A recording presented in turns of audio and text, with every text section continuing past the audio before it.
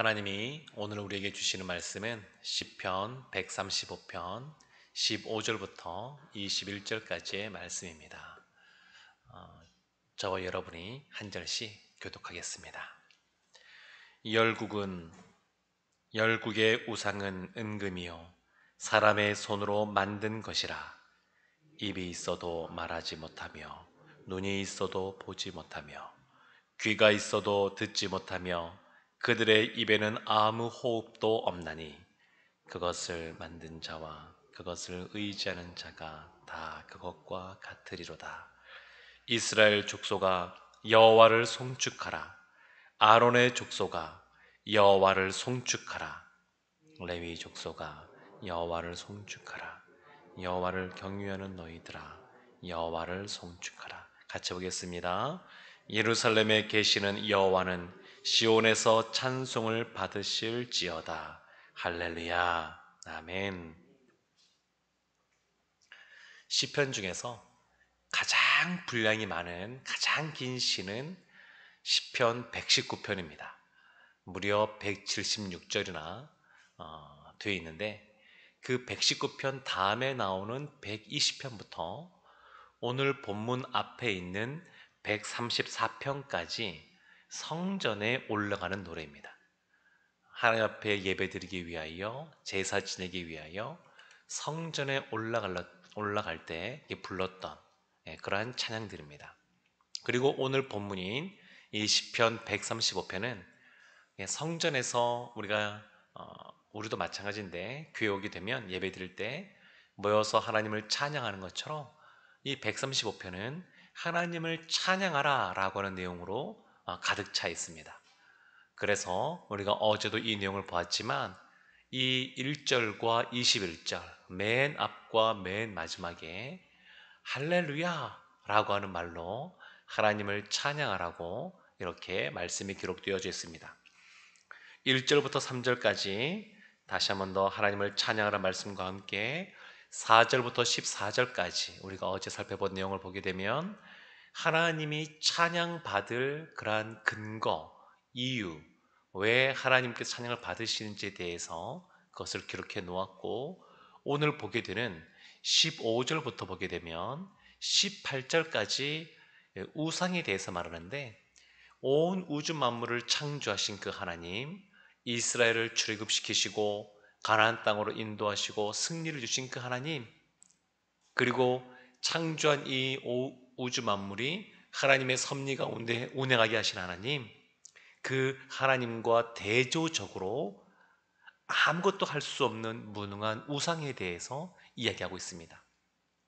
그리고 다시 19절부터 21절까지는 하나님을 찬양하라 라는 말로 오늘 시편이 구성되어져 있습니다. 우리가 잘 아는 것처럼 할렐루야 라고 할 때 이 할렐루 이것은 우리 함께 찬양합시다 그런 뜻입니다. 그리고 야 이거는 하나님 여호와를 일컫는 거라서 할렐루야 그러면 이것이 단순한 한 단어가 아니라 우리 함께 하나님을 찬양합시다라고 하는 문장에 해당되는 내용입니다. 그래서 오늘 제목도 우리 함께 하나님을 찬양합시다로 정해보았습니다.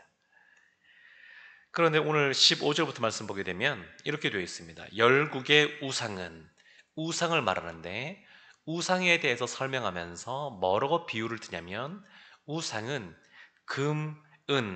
은덩어리, 금덩어리와 같다.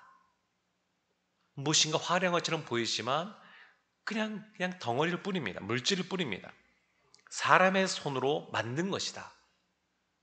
참신신 하나님이 아니라 이 우상은 사람이 만든 것에 불과하다라고 말하고 16절에 보게 되면 입이 있어도 말하지 못하며 우상을 만들 때 입도 만들어 놓고 눈도 만들어 놓고 귀도 만들어 놓는데 입이 있어도 말하지 못하고 귀가 있어도 듣지 못하고 그리고 눈이 있어도 보지 못하고 또 입에는 아무런 호흡도 없는 생명이 없는 것이 우상이다. 이렇게 이야기하고 있습니다. 그러면서 18절 보게 되면 그것을 만든 자와 그것을 의지하는 자가 다 우상과 똑같다. 우상과 같은 것이다. 이렇게 이야기하고 있습니다. 그럼에도 불구하고 우리의 현실의 삶 속에서 보게 되면 우상의 문제가 그렇게 간단치가 않습니다.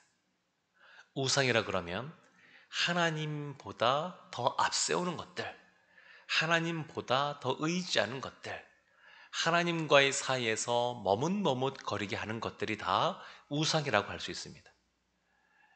엘리야 선지자 때 보게 되면 열왕기상 18장에 보게 되면 잘 아는 갈멜산 사건이 기록되어져 있습니다. 엘리야 선지자가 바알 선지자 450명, 아세라 선지자 400명을 갈멜산으로 불렀습니다. 아합왕과 더불어서 불렀습니다. 그때 이 갈멜산에 많은 사람들이 모여들었는데 21절, 열왕기상 18장 21절에 이렇게 말씀이 기록되어 있습니다.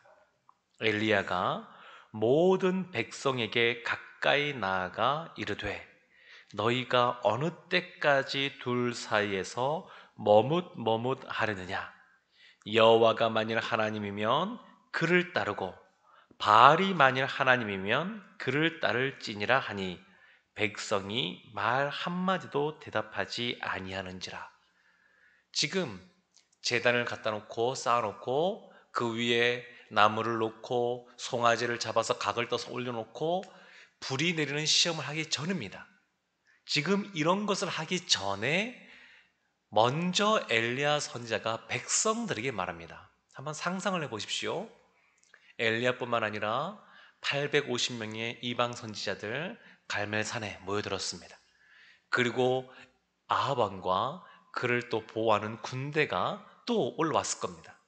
근데 그것보다 어쩌면 더 많은 수의 백성들이 또 이 결과를 보기 위해서 어떻게 되는가 싶어서 또 올라왔을 겁니다. 적어도 수천 명이 아닐까 싶습니다. 그렇게 많은 숫자가 그리 큰 산도 아닌데 갈멜산이 거기에 몰려들었습니다. 그리고 엘리야가 지금 하늘에서 비가 오지 않는 이때에 이와 같은 대결을 펼치는 것은 아세라 선지자를 섬기는 그러한 아세라를 섬기는 선지자들과 바알을 섬기는 선지자들을 하나님께로 돌이키기 위해서 그들이 회개케 하기 위해서 이와 같은 대결을 펼치는 것이 아닙니다.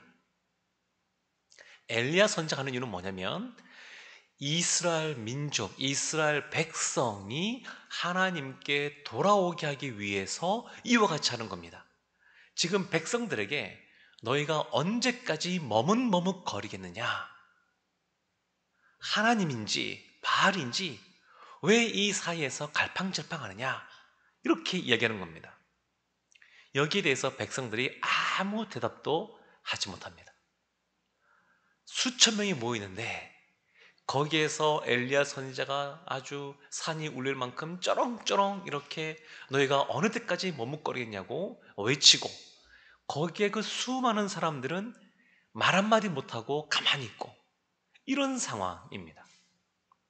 왜 이스라엘 민족이 백성이 하나님과 바알 사이에서 무엇인가 확실히 정하지 못하고 물론 이 당시에 이방신은 훨씬 더 많이 섬겼습니다. 하나님과 우상 사이에서 왔다 갔다 머뭇거리는 것 같지만 실제로는 우상을 훨씬 더 많이 섬기고 있는 때였습니다.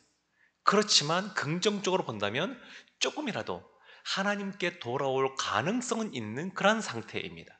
그러면 왜 아합이나 이스라엘 백성은 이런 바알이나 아세라 같은 우상신을 섬기면서 하나님을 재고 있었을까요? 그것은 우상이 실제로 그들의 삶 속에 도움이 된다라고 생각하기 때문에 그렇습니다. 실제로 그렇게 생각하는 겁니다. 오늘날 자본주의 사회를 살아가는 우리들에게는 훨씬 더 와닿는 것이 뭐냐면 이 돈의 문제입니다. 돈의 문제. 이 재정. 이것과 하나님 사이에서 갈팡질팡할 수 있는 그런 경우들이 굉장히 많이 있습니다. 이것이 간단한 문제가 아닙니다. 이 돈도 사실은 물질인데 이 물질에 무엇인가 신과 같은 것을 부여해서 만몬으로 섬기는 그러한 모습이 많이 있는 것을 볼 수 있습니다. 이것만이 아닙니다. 과학도 보게 되면 어떤 면에서는 이것은 그것도 하나의 어떤 믿음을 요구하는 것이라 볼 수 있는데 과학을 신봉하는 사람들을 보게 되면 하나님 말씀을 그들이 다 재단할 수 있다고 생각합니다. 그렇게 봅니다. 그러니까 과학을 무시하라 이게 아니라 그것을 신봉하면서 진화론의 입장에서 이 모든 것을 판단하고 파헤치고 하나님도 그들을 다 평가할 수 있다고 생각하는 이러한 시대입니다. 그리고 우리의 자녀들은, 우리의 손주들은 지금 학교에서 그와 같은 교육을 받고 있습니다. 그러니까 이게 간단한 문제가 아닙니다. 우상 숭배를 이들이 왜 할까? 왜 한쪽 다리는 발을 조금 하나님께 드리면서도 몸의 대부분은 우상에 이렇게 기울이면서 있을까? 혼합주의라고 하는데 왜 이런 모습으로 있을까? 이것이 그만큼 간단하지 않기 때문에 그렇습니다. 그런데 이런 것에 대하여 엘리야 선지자가 머뭇머뭇거리지 말고 이제 선택하라 라고 말하면서 제안을 합니다. 송아지 두 마리를 가지고 와서 한 마리씩 나누어서 각을 떠서 하늘에서 불이 내리는지 보자. 여기에 대해서 백성들이 뭐라고 말하냐면 열왕기상 18장 24절에서 백성이 다 대답하되 그 말이 옳도다. 지금 백성들 마음속에는 사실 하나님에 대한 마음보다 우상신에 대한 마음이 더 큰 상태였습니다. 그리고 엘리야가 그렇게 말할 때에도 850명이나 되는 그 선지자들이 있는 그쪽에 더 마음이 사실 있는 상태입니다. 그런데 엘리야가 이렇게 말하니까 그것이 옳다라고 하면서 한번 두고 보자라고 말하고 나중에 보게 되면 엘리야 선지자의 제단에만 불이 내리고 그리고 850명이 죽임을 당하고 3년 6개월 동안 비가 오지 않은 상태에서 가뭄이었다가 이제 기도하니까 엘리야가 하늘에서 비가 내리고 그러면 이스라엘 민족이 이 백성들이 지금 이와 같은 상황을 다 봤으니까 마음을 돌이켜야 되는데 실제로 돌이키는 사람보다 여전히 우상을 숭배하고 아합 같은 그러한 삶을 살아가는 사람들이 훨씬 더 많았습니다. 지금 하나님께서는 시편 이 135편의 말씀을 통하여서 다시 한 번 더 말씀하고 있는 겁니다. 어제 봤지만 5절 말씀에 이런 말씀이 있습니다. 내가 알거니와 여호와께서는 위대하시며 우리 주는 모든 신들보다 위대하시도다. 아멘. 하나님은 온 우주 만물을 창조하셨고 우리를 가장 선한 모습으로 인도하시는 참 신이십니다. 그래서 그런 분이시기에 할렐루야라고 하면서 하나님을 찬양하는 것입니다. 19절부터 말씀을 보게 되면 하나님을 송축하라는 말씀이 반복해서 나옵니다. 19절에서는 이스라엘 족속아, 아론의 족속아, 레위 족속아, 여호와를 경외하는 너희들아 라고 하면서 여호와를 송축하라고 4번이나 반복해서 나옵니다. 송축이라고 하는 말은 원래 축복하다 그런 뜻이거든요. 하나님을 축복한다. 이것은 원래 말이 안 되는 건데 하나님께서 쓰여진 이런 시니까 이 부분은 하나님을 찬양한다 그런 의미입니다. 그러면서 21절 보게 되면 예루살렘에 계시는 여호와는 시온에서 찬송을 받을지어다. 할렐루야 이렇게 나옵니다. 이사야서 41장에 보게 되면 이사야서 41장 21절 이런 말씀이 있습니다. 이 백성은 내가 나를 위하여 지었나니 나를 찬송하게 하려 함이니라. 하나님이 우리 사람을 만든 목적이 있습니다. 이유가 있습니다. 그것은 하나님을 찬송하라고, 하나님을 향하여 경배하고 송축하라고 우리를 불러주셨습니다. 그것이 우리의 이유입니다.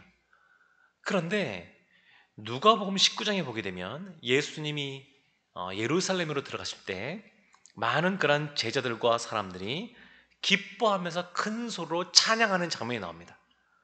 어떻게 찬양하냐면 누가복음 19장 38절에 이렇게 나와 있습니다. 이르되 찬송하리로다 주의 이름으로 오시는 왕이여 하늘에는 평화요 가장 높은 곳에는 영광이로다 하니.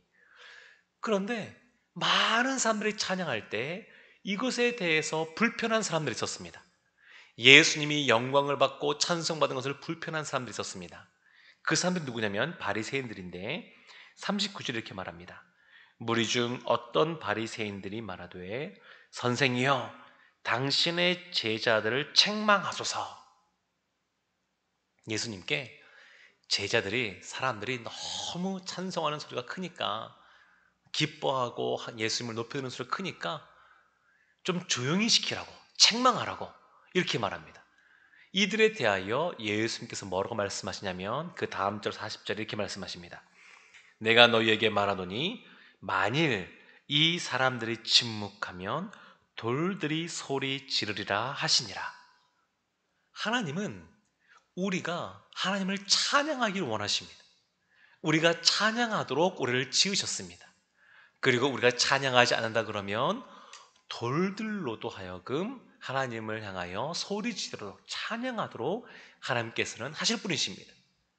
사랑하는 성도 여러분, 우리가 오늘 찬양을 불렀던 것처럼 찬양하라 내 영혼아, 찬양하라 내 영혼아, 내 속에 있는 모든 것들아 다 찬양하라, 이렇게 찬양했는데 이 찬양처럼 하나님께서 원하시는 모습처럼 할렐루야 라고 하면서 우리 함께 하나님을 찬양하는 그러한 삶을 살아가시기를 바랍니다. 우상이 있습니다. 만만치 않은 그런 유혹이 있습니다. 그러나 그것은 헛된 것입니다. 오늘 말씀처럼 눈이 있고 또 입이 있고 귀가 있어도 보지 못하고 듣지 못하고 말하지 못하는 호흡이 없는 그러한 무생물일 뿐입니다. 물질일 뿐입니다.